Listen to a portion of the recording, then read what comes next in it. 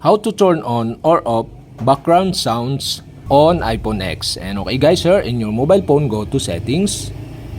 In settings, scroll down and go to accessibility. In accessibility, scroll down again and go to hearing section and go to audiovisual. Here in audiovisual, okay, you can see here the background sounds, and the background sounds is off. To turn on this, okay, you'll have to do is tap this, and you can see here the switch button on the right side. Okay, to turn on the background sound is turn on the switch button on the right side. If this turn on, play background sound to mask unwanted environmental noise. These sounds can minimize distraction and help you to focus, calm, or rest.